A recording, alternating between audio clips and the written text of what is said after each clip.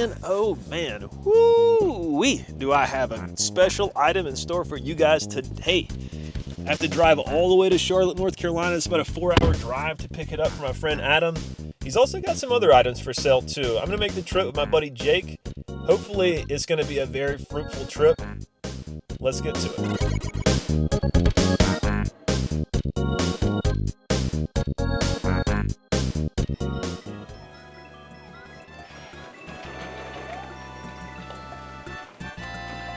Hey, I'm Adam. Come on into my game room.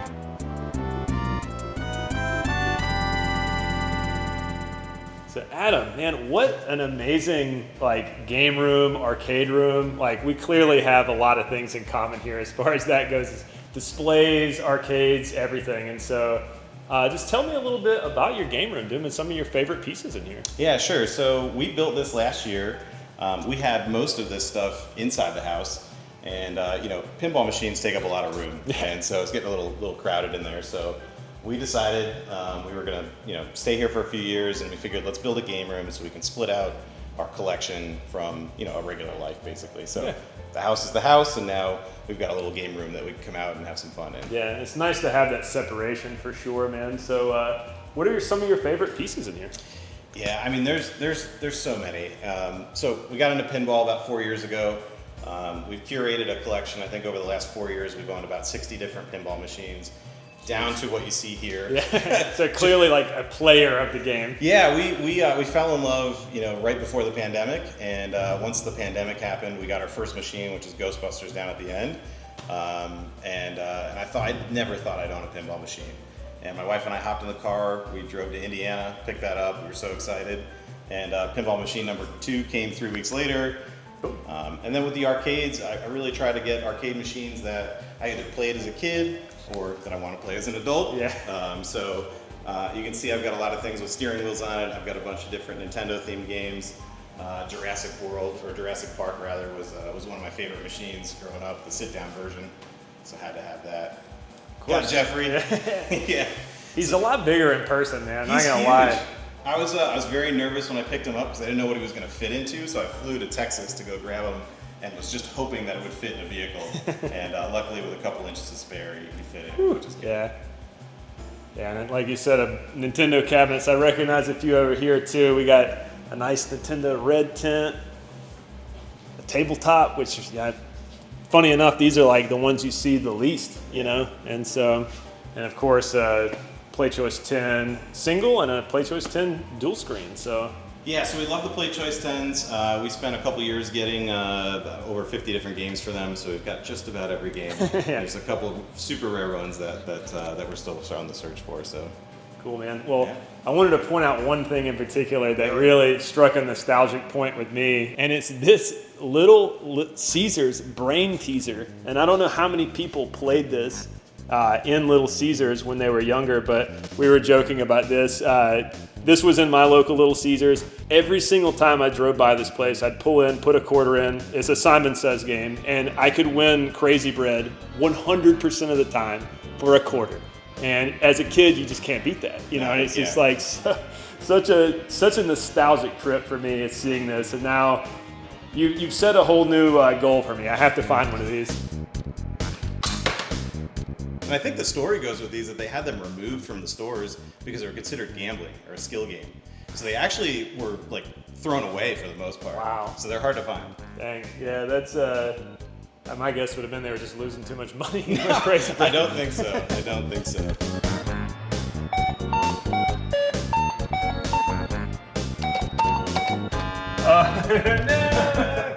Alexa, turn on the Nintendo Super System. That's so cool, man. I love that. That has me wanting to do the same thing for my entire game room now. So it's real neat. Just take one command, light the whole room up. Yeah. All right. So now let's talk about items that I can't buy. Yeah. Because there's so much in here I want to buy. But so you've got here 2 really nice examples of banners. One is Mortal Kombat 2. I know it's advertising the game releases, but there's just something about it too when you see this. My mind always goes to the arcade, and I have a home use only arcade of this, so when you showed me this, I was like, I gotta have that, man. It's just, it would match it so well. And then on top of that, you have a really nice example of a double-sided Star Fox display for Super Nintendo that came out. Yeah, so 2 huge games, right? And when I think Super Nintendo, that's kind of what I think back to. I didn't play Mortal Kombat too much in the arcade, but I did, actually wasn't allowed to own it, so I had to go to my friends' houses to play Mortal Kombat. I grew up a Street Fighter kid. Yeah. My mother, for some reason, thought that Street Fighter was less violent than Mortal Kombat. She's probably correct. So another Nintendo piece we kind of touched on earlier was this PC-10, and I believe this is an extra, right? You have 2 of these? It is. I have 2 right now. I've had 4 total, so I'm trimming down just a little bit, going down to one of them, so this is a spare that is available. These sticks are almost always missing. Thankfully, they are here. Yeah, and there's something about this grid pattern, too, that I'm sure that all of us can. What do you think about when you see that grid pattern? Is it something specific that you're throwing back to? Yeah, it's a like Marble Madness or something like that. Sega Master System, right. Yeah. I knew you would know it, Jake. That's right. All right, so Adam, dude, this room is filled with all kinds of treasures, man. I'm seeing statues, signage, displays, just all the above, especially this guy. I'm very familiar with this Mario right here. As you all know, that I recently scanned and made statues of these guys, and so very familiar with this. This is a nice example too, man. The condition on this is just immaculate. Yeah, super fortunate to pick him up.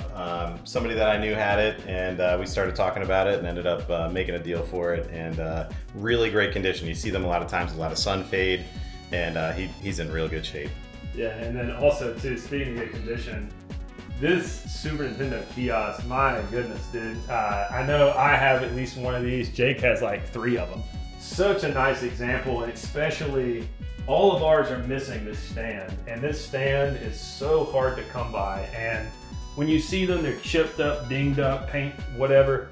This thing is just immaculate, dude. Like, this is the nicest example I've ever seen. Yeah, thank you. It is, I'm super happy to have it, and it's one of those things that is so nice. I'll probably never get rid of it. It is one of those items that's bolted to the floor, as they say. Yeah. So all of ours has this plastic piece that's flush here. This one actually has a riser on it, and it's because, as Jake pointed out, this is the different one where you could actually have a Super Game Boy in there as well, which was really cool. Were you aware of that? I wasn't. I know I've seen that piece before. I never really made the connection to mine. And when you pointed it out, that was neat to find out. So I appreciate the knowledge. And dude, this World Nintendo Globe sign down here, the flat one, double-sided, I love this. I missed one of these on eBay not too long ago, and I don't think I'll ever regret. Like I'll never live down that regret until I actually own one. But also noticing a bunch of PC-10 boxes. I love seeing that, man. We both have an affliction for PC-10 games and their packaging and stuff like that. I can tell. You pointed out too that Yonoid is actually factory sealed. It is sealed, yeah, and Yonoid is tough to find on its own. Yeah. And this one I happen to get, and it is factory sealed, and it'll probably get graded at some point. I don't grade a lot of things. I see a couple graded games, but just it's hard enough to find the cart on itself. So the elephant in the room here is back here. This good old Star Fox statue right here. You never see these, and when you do, they typically are dinged up, sun faded, all the above. And so I'm guessing this guy's not for sale. Not for sale either. That one, there's actually a cool story behind it. It was at a local game shop where I grew up in New York, and every year I'd go back and visit and try and buy it from them, and they would say, no, not for sale, not for sale. Yeah. And finally one year they said, you know what, it's for sale. And we made a deal, and I drove him home, which was pretty nice. And it's a miracle he's not sun faded, because this was parked in a window display for years.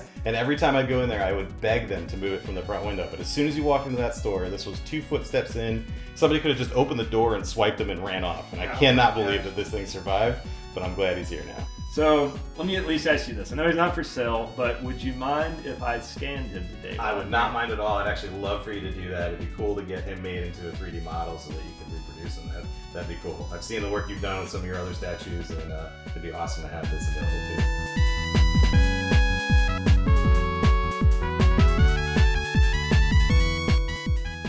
So Adam, dude, you were telling me a really interesting story about this Nintendo cart here. You mind sharing that with us? Yeah, absolutely. So this is actually my Nintendo cart from when I was a kid. My grandparents bought it for me.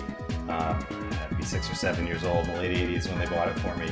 And I've had it the entire time. It's moved from house to house to house as I grew up. And I actually just found a thank you letter that I wrote to my grandparents for giving me this as a present. So I'm going to get that framed and kind of keep it with it. But this is another item that, again, like no matter how much money somebody offers me, it's just never for sale. I give you $10,000 right now. Nah, wouldn't take it. Would not take it. I love hearing it, man. Love that story, Adam.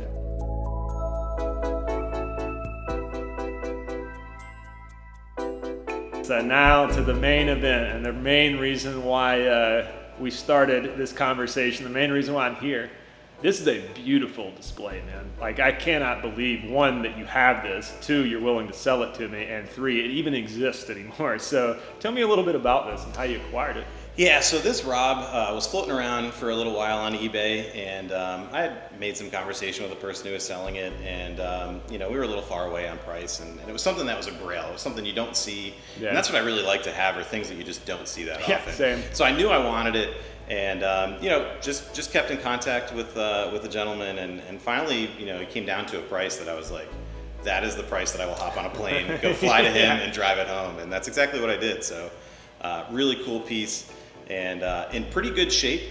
I've only seen one or two others. One just popped up in Europe recently. I don't know if you saw that one, but it was destroyed. Yeah. The top was completely gone. The acrylic's gone. Most of the pieces inside are gone. You can almost not tell what it is. And then I think there's maybe one other of this model floating around the U.S. But super uncommon, especially to have everything in there, still in its place that it should be.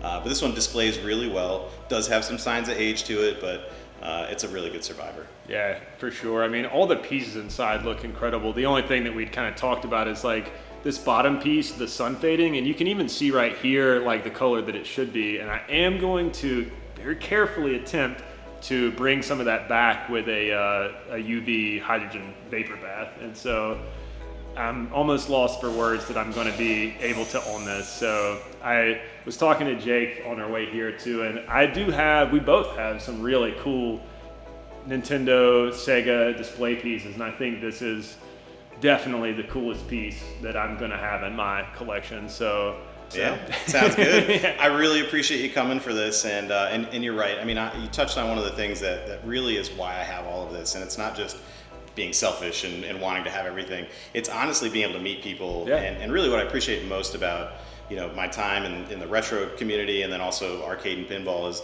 the community that's around it. And there's a lot of great people. I've made a lot of friends. We got into it from moving down to the Carolinas. We knew nobody down here, and we found that there were Nintendo collectors, and then we found that there were pinball players, and then we found that there were arcade enthusiasts, and that's become really our family down here now. So cool to meet you.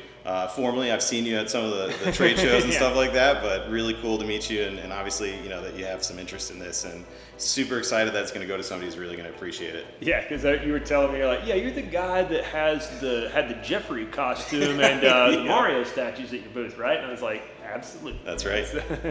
Cool. Very cool. Dude. Awesome, man. Yeah. Well, thank you so much. Yeah. Appreciate it. Yeah.